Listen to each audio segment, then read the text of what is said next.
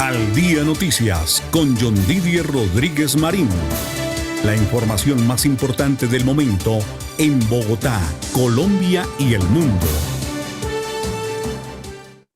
¿Qué tal, amables oyentes de Al Día Noticias? Bienvenidos a esta entrevista en profundidad. La hacemos con Daniel Briceño. Él es abogado, especialista en Derecho Público en la Universidad Externado de Colombia, magíster en Análisis Político y Electoral y también tiene su asesoría con el concejal Emil Rojas en Bogotá. Daniel, bienvenido, buenos días.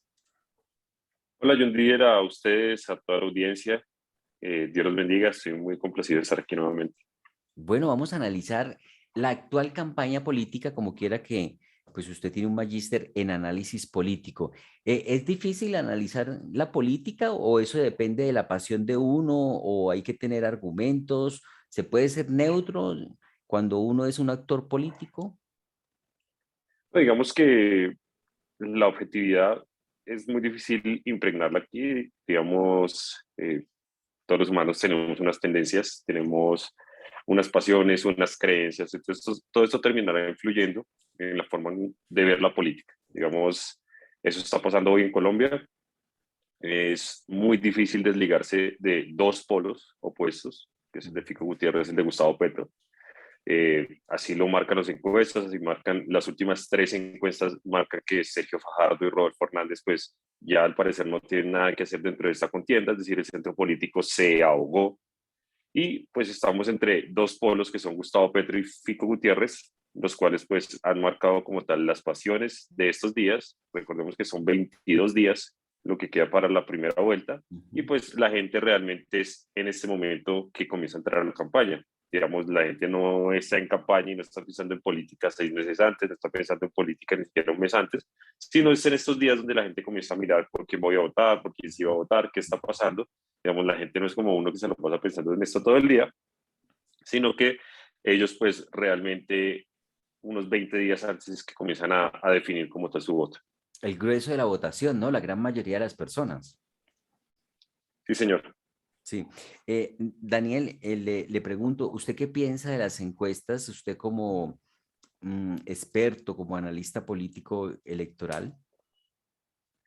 Creo que es muy complicado cuando uno hace comparación entre encuestas. Es decir, si uno quiere revisar algún tipo de tendencia, uno tiene que revisar la progresión de esa misma encuesta. Es decir, yo no puedo ponerme a comparar Inbamer Con Centro con Nacional. Guarumo o con el Centro Nacional de Consultoría, porque pues todas tienen sus propias herramientas, todas tienen su propia metodología y pues también todos tienen sus propias tendencias. Entonces, cuando usted dice que no tiene ningún sentido lo que arroja Guarumo, porque mire que la encuesta de la CELAC arroja esto y porque mire que Iván realmente dice esto, pero realmente se está haciendo un análisis incorrecto porque realmente lo que tenemos que ver es cuál es la progresión que han tenido los candidatos dentro de Guarumo, cuál es la progresión que han tenido los candidatos dentro de Inbamer y así sucesivamente. Creo que todas hacen un trabajo serio y riguroso, pues por ahí hay un par a las que no les como mucho cuento, por ejemplo, CELAC, y pues lo primero que hay que mirar, y yo siempre he insistido, es que el Consejo Nacional Electoral en Internet tiene un listado de encuestadoras autorizadas en Colombia. Entonces, pues es un listado casi de 92 encuestadoras, porque todo el mundo está haciendo encuestas todo el tiempo. Lo que pasa es que no todas las encuestas se publican. Digamos, empresarios hacen sus propias encuestas, partidos políticos hacen sus encuestas internas, todo el mundo está contratando encuestas todo el tiempo, pero no todas salen como tal al público. Entonces, pues, digamos, tenemos un problemita con esta encuesta de la CELAC, porque la CELAC es una organización que nadie sabe de dónde es, pero que todas las campañas electorales sacan unas encuestas con unos resultados que son de no creer. Por ejemplo, en la CELAC dan un 62%, creo que a Gustavo Petro en la última. O sea, no tiene ningún sentido, casi ganando en primera vuelta, ya ganando en primera vuelta. Pero pues es una encuestadora, por ejemplo, que no está registrada ante el Consejo Nacional Electoral, no conocemos metodología, no conocemos quién es su dueño, no conocemos ni siquiera los papeles mínimos que requiere una encuestadora para hacer este tipo de trabajos en Colombia. Claro. ¿Las encuestas las manipulan alguien? ¿El que las paga las gana, dicen popularmente? ¿O que también se dice de las encuestas que son como las morcillas, que a todo el mundo le gusta, pero nadie sabe cómo las hacen?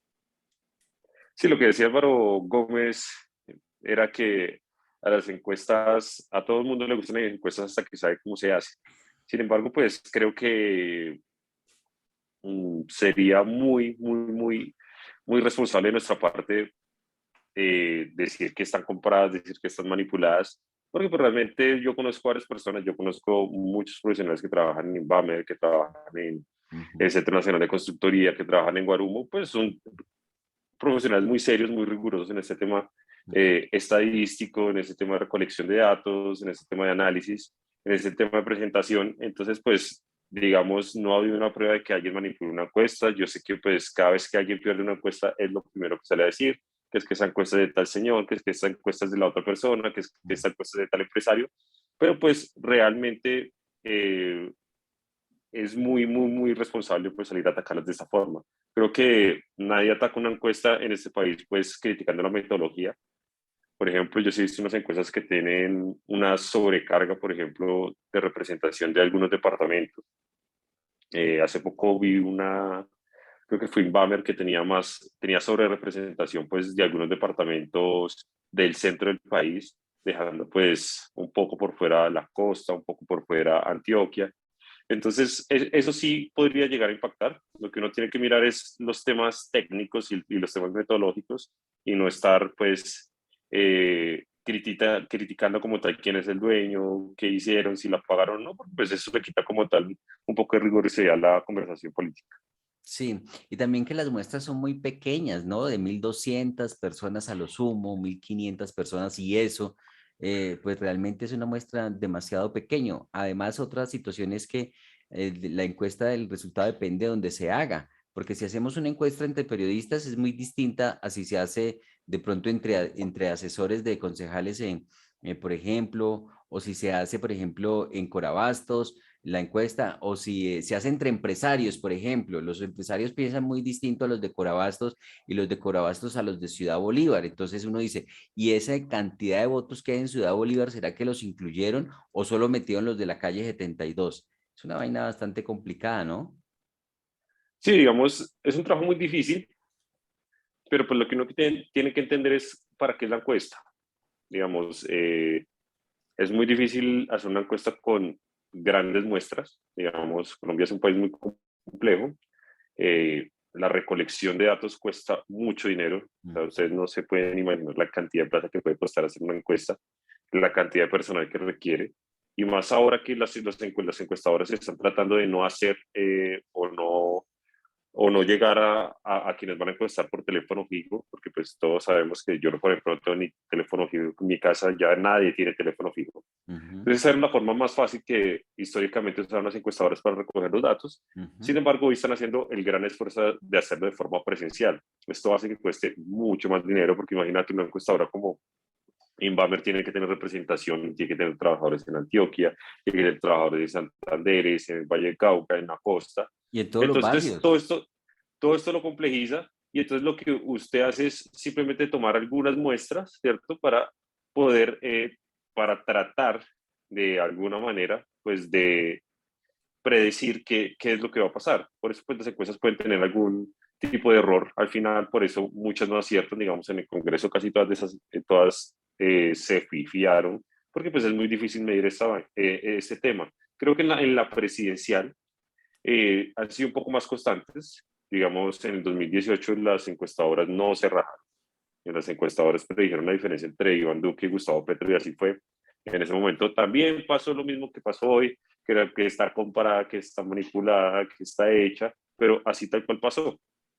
Entonces, vamos a ver si también le van a acertar al tema presidencial, que es donde pues las encuestadoras suelen ser un poco más precisas porque pues es muy difícil, por ejemplo, lo que trataron de hacer en el Congreso, predecir una elección de un Congreso, predecir la elección de los partidos políticos, es una cosa muy difícil porque tenemos muchos actores, tenemos más de 2.000 candidatos, es imposible hacerlo, pues trataron de hacerlo poniendo por ejemplo, al pacto histórico en alguna encuesta aparecía segundo, y pues mire lo que pasó, el Partido Conservador ni siquiera aparecía en muchas encuestas en los primeros lugares y mire lo que pasó. El Ujú. Partido Liberal se decía que iba a haber una gran debacle del Partido Liberal en el Senado y antes sacó muchos más senadores, por ejemplo, que el periodo pasado. Entonces, pues, digamos, suele ser más precisa en el tema presidencial. Daniel, ¿qué hay de malo en que Gustavo Petro sea presidente? ¿Qué análisis tiene usted? Porque estoy viendo aquí en su cuenta personal de Twitter, que su cuenta se llama Daniel Brisen, y tiene un tuit fijado que dice: abro hilo para recordarle al país los malos resultados de la nefasta alcaldía de Gustavo Petro en Bogotá, sus promesas incumplidas y terrible legado. Y empieza con un hilo donde usted empieza a enumerar cada una de los incumplimientos. ¿Qué hay de malo en que Gustavo Petro sea presidente? Digamos, esta es la primera elección donde los colombianos tenemos la oportunidad de ver a todos los candidatos o de ver hacia atrás a los candidatos y verlos como administradores. Ujú. Fico Gutiérrez fue alcalde, Fajardo fue alcalde y gobernador, Petro fue alcalde, Rodolfo Hernández fue alcalde. Eso en los 4 más opcionados. Ok. Entonces, bajo ese tema, nosotros podemos mirar hacia atrás y poder ver y poder analizar qué hicieron, cuál es su estilo de gobierno, cuál es su forma de hacer política, cuál es su modelo de gestión, porque realmente el modelo de gestión que había de Gustavo Petro hacia el 2011 en la alcaldía de Bogotá, pues es el mismo que ahora en la presidencia de la República. Pues Gustavo Petro no se ha dedicado a otra cosa más que a la política después de ser alcalde de Bogotá, después de eso es senador de la República, y entonces pues realmente las formas de gobierno que Gustavo Petro mostró en Bogotá, pues seguramente serán las formas como gobernar a Colombia. Obviamente con distintos aliados, con distintas dinámicas, pero cuando uno comienza a mirar las grandes, así entre comillas, gestiones que hace Gustavo Petro en Bogotá, uno comienza a encontrar varias cosas. La primera que a mí me parece uno de los errores más garrafales de la alcaldía de Gustavo Petro fue la prórroga de los buses o de los contratos de los concesionarios de Transmilenio. Para que la audiencia lo escuche y lo entienda, cuando se abre Transmilenio hacia el 2000, 1999-2000, estos buses, cada bus tenía una vida útil de 800.000 kilómetros. Entonces, al terminar los 800.000 kilómetros, se decía que el bus tenía que ser retirado porque pues, representaba un peligro, ya no servía, ya no iba a funcionar igual. Cuando llega Gustavo Petro, pues precisamente todos los buses de fase 1, fase 2, que son las grandes troncales de la ciudad, la 30, la Suba, la Caracas, la autopista norte y el sur, pues se vencían esos contratos, todos los buses cumplían 800.000 kilómetros, que tenía que hacer Gustavo Petro, pues abrir una licitación para tener nuevos buses. Oh sorpresa, Gustavo Petro en un día saca un decreto diciendo, no, estos buses sí sirven, y les alarga la vida de 800.000 kilómetros a más de 1.200.000 kilómetros. De ahí en adelante comenzamos a ver en la ciudad buses varados, no sé si recuerden, buses partidos por la mitad, buses que cuando llovía se les entraba el agua, porque ya eran buses que no servían. Entonces, lo que obtuvimos en la ciudad fue accidentes, muertos, tenemos accidentados, tenemos graves hechos en Transmilenio. Había una estadística que, sin exagerar, teníamos 80 buses del sistema varados al día. Entonces, todo esto bajo el esquema de que el operador seguía ganando lo mismo como si estuviéramos en buses iguales, pero con buses viejos y prestando un peor servicio. Y ayer me preguntaban, ¿y esto en qué afectó a la gente? Decía, el retraso de rutas de Transmilenio se dio desde ese momento. Digamos, las frecuencias se dañaron ahí porque la flota disminuyó. O sea, fue el peor momento del sistema en ese momento. Entonces, ese me parece un error garrafal que va de la mano con el llamado CID provisional de Gustavo Petro, que fue, pues, como tal, su solución chambona para tapar su incapacidad de poder implementar al 100% el sistema integrado de transporte en el nivel zonal. ¿Qué más tenemos? Hay escándalos que a la gente se les olvida, o sea, a todo el mundo aquí se le olvida el escándalo de las motos eléctricas de la policía en el Fondo de Vigilancia y Seguridad. O sea, es que hay 2 funcionarios de la alcaldía de Gustavo Petro en la cárcel por ese tema. Imagínense que en ese contrato, el alcalde Gustavo Petro, en una rueda de prensa, presentó las motos eléctricas de la policía que iban a tener la policía, lo presentó como la gran novedad, y esas motos ni siquiera se habían contratado. Es decir, el alcalde ya estaba presentando el producto sin contratarla, y después hicieron un proceso ficticio de contratación y terminaron pues escogiendo una persona muy cercana al alcalde. Compramos 103 motos eléctricas que nos costaron 1.000.000, las cuales nunca pudieron andar y se pudieron en una bodega, porque una moto eléctrica, las capacidades que este empresario le había dado a la ciudad, pues no cumplía la función, no suplió la función tan fuerte que tiene una moto de policía en la ciudad.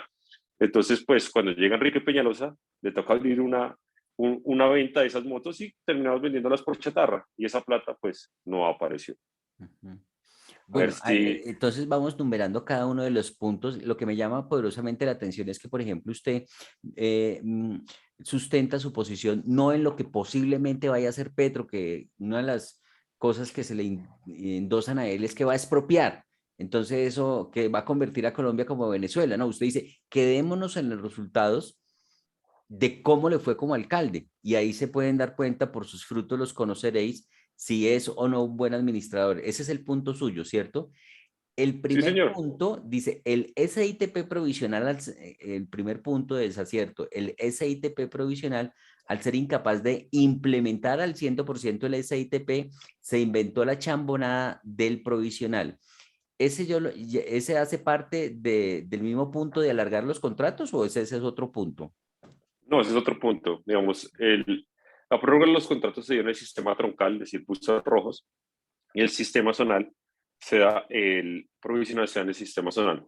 A ver, te explico un poco sobre ese tema. Eso viene un poco de atrás. Digamos, todo el mundo sabe que la implementación del sistema integrado de transporte se dio bajo la administración de Samuel Moreno. Samuel Moreno pues, reparte la ciudad en casi 14 zonas, en donde el transporte público colectivo va a desaparecer, donde íbamos a unificar las tarifas y van a entrar los buses azules. Lastimosamente, en 3 zonas de esas 14 de la ciudad, los operadores se hicieron tan mal los contratos que los operadores quebraron al entrar. Entonces, cuando quiebran esos 3 operadores, teníamos la zona de Fontibón, Suba y Centro, 2 zonas muy importantes. Entonces, pues, ¿qué nos tocaba hacer? Volver a licitar esas zonas para que volvieran a entrar, pues, los operadores de esas zonas. Cuando Gustavo Petro llega a la alcaldía, ya está este problema de Gustavo Petro en su plan de gobierno y en su plan de desarrollo, establece que va a implementar en el 100%, pues obviamente todo el sistema integrado de transporte, que eso indicaba que esas 3 zonas que estaban quebradas, que eran de los de 2 concesionarios, Cobus y Egobus, no sé si los recuerdes, Mm. pues él las iba a implementar y iba a licitar. Gustavo Petro abrió una licitación, eh, supuestamente muy sofisticada, que no entendieron, pero cuando se dan cuenta 2 años y medio después de abierta esa licitación, pues la licitación no cerró financieramente. Entonces la licitación no estuvo bien planeada. Es decir, si abrían esa licitación nadie se iba a presentar porque no cerraba fiscalmente. Es decir, nos iba a pasar lo mismo que nos pasó con Samuel Moreno. Mm. Entonces, al darse cuenta la administración de este tema, lo que hace Gustavo Petro es decir, no, venga, denos unas semanas, ¿cierto? Porque tenemos un problema con la licitación y entonces vamos a hacer algo provisional. Lo provisional fue que cogimos buses de transporte público colectivo que tenían que salir, que también estaban muy viejos, y por decreto también le alargamos la vida útil a esos buses viejos y les pusimos un letrero que decía provisional, haciendo la ficción de que ellos hacen parte del sistema, pero siguen cobrando sus tarifas. Que eran los buses de Una colores. chambona, sí, exacto, esos. Y es una chambonada que pudimos, se acabó en Bogotá, que nos costó más de 1 billón de pesos desde 2012, Ujú. y la pudimos desmontar hasta hace 2 meses. ¿Qué tal? Imagínate, lo provisional nos duró 10 años. Increíble. Bueno, el segundo punto que usted destaca en su trino es no pudo hacer la licitación de los nuevos operadores de Transmilenio, ese punto ya lo desarrolló. El tercer punto, no hizo el metro de Bogotá el que tanto alardeó, lo único que recibió la ciudad fue un metro de cartón y un cheque de papel, ¿no? Acuérdese, o de cartón también. Un cheque de papel, digamos, ahí está la gran discusión porque lo que dice Gustavo Petro es que nos había dejado un metro hecho, que estaba totalmente estructurado. Es más, una vez en su cuenta de Twitter usó unos diseños de estaciones que realmente terminaron siendo diseños de estaciones de el metro de Moscú, porque pues digamos cayó en esa fake news. Entonces, pues realmente esta va a ser una gran discusión. Si tú recuerdas la alcaldía la campaña de la alcaldía de Holman Morris, pues se basó únicamente en metro subterráneo. Era muy jocosa la campaña porque él para todo era metro subterráneo, metro subterráneo. Pero realmente cuando llega Enrique Peñalosa a la alcaldía, pues no estaba, o sea, no estaba en el nivel de avance, no había un solo peso, por ejemplo. Ese fue el primer gran problema. Los grandes sistemas de transporte del país se construyen en un sistema de cofinanciación según la ley de metros.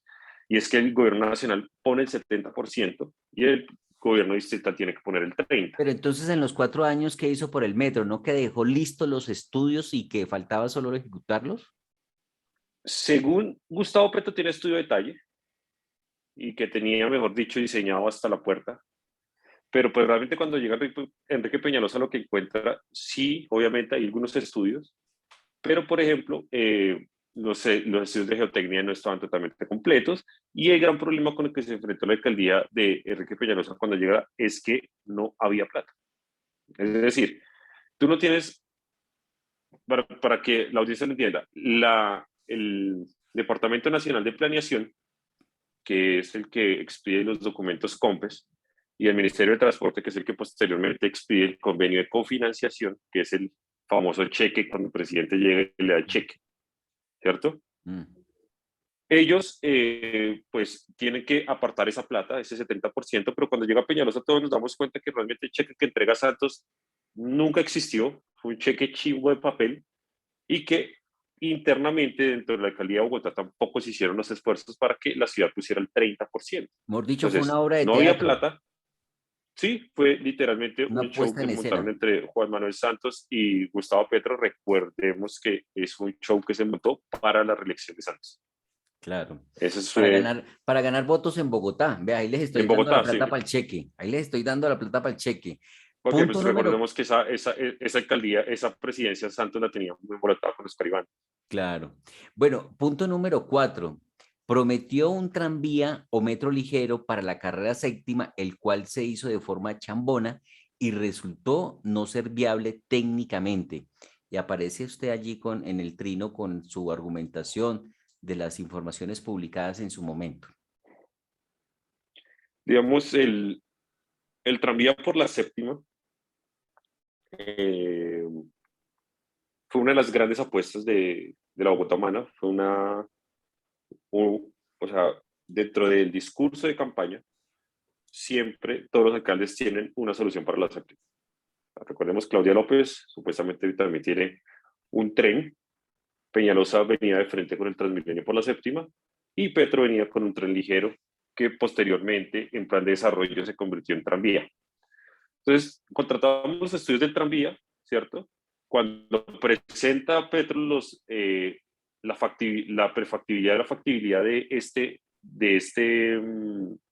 proyecto, pues la Universidad de los Andes saca un estudio diciendo pues, que no es viable por dos razones. Uno, porque la capacidad, o sea, el tipo de sistema de transporte que estaba metiendo Petro, pues en un corredor tan importante como la séptima, pues no cumplía con la demanda. Es decir, eso es muy importante, porque tienes que meter un sistema de transporte pesado en un corredor como la séptima, porque la demanda, que la séptima no es solo Chapinero, Teusaquillo, que es pues obviamente donde siempre hay oposición a los proyectos de infraestructura de la séptima, sino que uno tiene que hacer un proyecto en la séptima pensando en la demanda de los barrios del norte, San Cristóbal Norte, el Codito, Verbena, Lijacá, porque allá es donde viene la demanda, de allá es donde la gente se transporta hacia el centro. Entonces no tenía demanda y pues al parecer los diseños pues tampoco cumplían como tal con la parametrización que requería una vía como la séptima. Daniel, qué pena salirme un poco de sus trinos, pero me hace usted acordar cuando usted dice que la Universidad de los Andes le dijo, mire, eso no es posible, que es que aquí prometen cosas que no se pueden hacer. Lo mismo acaba de prometer Gustavo Petro un metro de Buenaventura a la costa Caribe y expertos dicen, eso no se puede hacer. Lula da Silva publicó la W Radio en su cuenta de Twitter. Lula da Silva afirmó que la propuesta energética de Gustavo Petro es inviable. ¿Hay muchas propuestas inviables en esta campaña de Gustavo Petro? Digamos, el escenario que plantea Lula da Silva, ¿cierto? Es un escenario, y pues ahí le doy la razón, y todos le han dado la razón, y es que la propuesta como la está pintando Petro de sustitución energética es totalmente inviable, y hay más propuestas inviables de Petro, digamos. Lo dices tú, el tren es una de las grandes propuestas inviables. Acabar el SMAT es otra propuesta totalmente inviable. Acabar las CPS es otra propuesta totalmente inviable en Colombia. Entonces, pues digamos, sí estamos en medio de una campaña totalmente, digamos, tiene algunas viables, pero pues digamos los grandes puntos sobre los que igual él está basando su discurso, pues cuando uno los mira de fondo son propuestas que realmente no tienen viabilidad, y pues ayer salta Lula da Silva a decir, venga, Gustavo, no puedes hacer una transición energética en los tiempos que tú estás planteando, porque una transición energética no se puede dar de esa forma. y más en países que viven del petróleo como Brasil y Colombia. Entonces, como mesura, porque pues realmente no hay ningún objetivo, o sea, no hay ningún asidero que demuestre que lo que se está proponiendo se puede hacer. El mismo Lula da Silva, que todos sabemos que también está compitiendo en este momento por volver a la presidencia de Brasil, y que pues es un aliado estratégico en Latinoamérica para Gustavo Claro. Petro. El punto número 5 de su trino dice, prometió hacer las troncales de Transmilenio por la avenida 68 y la Boyacá y le quedó grande. Al final, ni licitar esas obras pudo. Tal cual, digamos, la gran apuesta más que la de la 68 fue la de la Boyacá. Petro fue una de sus grandes apuestas. Para que la gente lo entienda, cuando uno mira el plan de gobierno de Gustavo Petro en su campaña, aunque son enemigos de Transmilenio, porque ellos supuestamente son enemigos de Transmilenio, Petro planteaba troncal por la 68, troncal por la séptima, antes del tren, también planteó una troncal por la séptima, troncal por la Boyacá, troncal por la 63, troncal por la sexta, troncal por la Cali. Entonces Gustavo Petro planteaba terminar el sistema de transporte de troncales que se había planteado en el POD. Y pues obviamente ninguna pudo hacer. Al final de cuentas, pues no tengo ningún tipo de troncal, todo lo vimos desde que Lucho Garzón asume la alcaldía, posteriormente Samuel Moreno y Gustavo Petro. Fueron 12 años donde el sistema se retrasó porque ninguno llevó o consiguió pues avanzar en la planeación que se había hecho desde 1999. Sí, lo que uno ve, Daniel, es que cada alcalde viene y hace su parte, contribuye al desarrollo de la ciudad, hace tal vía, tal troncal. Yo no recuerdo que haya hecho ningún metro, ni un kilómetro de ruta de Transmilenio. Aquí Transmilenio, el sistema se estancó en lo que fue la administración de Gustavo Petro, no hizo absolutamente nada. El otro punto que usted tiene en su trino, compró motos eléctricas para la policía, ya lo desarrolló usted. Hablamos. Ya el punto 7, a pesar de ser un gran crítico del ESMAD, durante su alcaldía usó el ESMAD todo el tiempo. El punto número 8, como política de seguridad para bajar el hurto de celulares, le dijo a la ciudadanía que no sacara el celular a la calle, la fácil, que vendiera el sofá. El punto 9, en campaña prometió construir 100 colegios nuevos, lo cual redujo a 89 en su plan de desarrollo. Al final no entregó ningún colegio nuevo terminado. Cero colegios nuevos terminados. Por ahí hablan de 3 o 4 colegios, Daniel, que sí alcanzó a hacer. Digamos, lo que pasa es que estas cifras comienzan a confundirse porque cuando uno mira las apuestas, ayer en una entrevista para El Espectador lo decía, meta de colegios 100% nuevos, era de 100 en el discurso, 89 en el plan de desarrollo y 0 al final de su gobierno. Sin embargo, estos comienzan a confundirse estas cifras porque además había otra meta que era la de terminar los colegios que ya venían, ¿cierto? Que eran 39 colegios que venían a administraciones Lucho Samuel Moreno, de los cuales Gustavo Petro, cuando terminó en el 2015, alcanza a entregar más o menos 6 colegios de esos, y posteriormente pues comienzan a entregarse muchos más. Entonces en este momento, cuando comenzamos a mirar por nombres y todo, pues obviamente van a terminar confundiéndose las cifras, pero pues a 31 de diciembre de 2015, cuando Gustavo Petro termina su mandato, no había pues ningún colegio nuevo de los 100 que prometió. Bueno, tiene usted otros puntos, aquí nos quedaríamos toda la mañana. El punto número 10, según la Contraloría de Bogotá, de los 1.000 jardines que prometió construir Petro, tan solo entregó 6 jardines nuevos y 51 equipamientos no convencionales. El punto 11, por su pésima gestión entregó la EPS del distrito quebrada. A 2015 la ciudadanía perdió 360.000 millones de pesos por malos manejos. En el punto 12, a pesar de ser un gran enemigo de la militarización, Petro usaba de forma frecuente debe ser la fuerza pública, lo cual demuestra la incoherencia entre lo que dice y hace. El punto 13, al igual que Pedro Castillo en Perú, el gabinete de la alcaldía de Petro fue caos y desorden, tuvo 6 distintos gerentes de Transmilenio, 7 gerentes de Fondo Vigilancia. Sí, yo recuerdo que cada 3 meses había un funcionario nuevo. Punto número 14, Fernando San Clemente capturado por narcotráfico, narcofinca, fue su gerente de Transmilenio Estrella. El punto número 15, Petro favoreció a su familia, de sus cuñados construyeron 248 metros cuadrados del humedal de la Cajonera, eso lo tituló usted como corrupción. Petro, y tanto que defiende el medio ambiente, ¿verdad? Y a la familia le permitió construir en un humedal acá en Bogotá. Punto número 16, Punto número 16, Petro improvisó un sistema de basuras realmente chambón, eso lo conoce todo el país.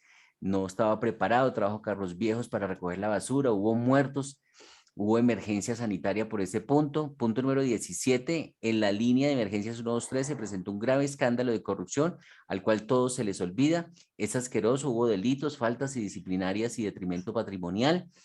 El punto 18, este hilo también recordará la exitosa máquina tapahuecos entregada a dedo por Petro, una chambonada que no sirvió para nada y que tuvo condenados por la fiscalía. Punto 19, Petro y su Bogotá humana cerraron 170 comedores comunitarios. Punto 20, los pocos jardines que hizo Petro los dejó sin servicios públicos para los niños en la ciudad. Punto 21, durante la alcaldía de Petro también se beneficiaron a los donantes de su campaña con puestos y contratos. Sí, hizo lo que tanto critica, solo que se les olvida. Punto 22. Durante la alcaldía de Petro hubo un carrusel de contratación en el acueducto de Bogotá, el cual el mismo Petro se dedicó a negar a pesar de la evidencia. Punto 23. Desde la Canal Capital de Petro se censuraron a periodistas. Punto 24. Más de 5 alcaldías locales de la administración Petro fueron capturados. Punto 25, 26. Esto es larguísimo. ¿Cuántos puntos tiene este trino? Ahorita creo que tiene 30 y pues voy añadiendo a medida que ya se vuelve colaborativo. Bueno, Daniel, muy amable. Gracias por estar. Si te acuerdas de algún otro, pues lo agregamos. Bueno, vamos a revisarlo bien. Muy amable. Gracias por estar en Al Día Noticias. No, John Dier, a ti, a toda la mesa y a toda la audiencia siempre. Muy, muy feliz de estar aquí. Por sus frutos los conoceréis. Aquí está la evidencia que presenta Daniel. Un gran versículo. Briceño, tal cual. Para que la gente mire, como dice Daniel, como pocas elecciones, hay evidencia de que han hecho en el pasado quienes están aspirando a manejar el país. Que pase muy buen día. Dale, John Dier, Dios te bendiga. Igualmente para usted. Es Daniel Briceño, abogado, politólogo, analista.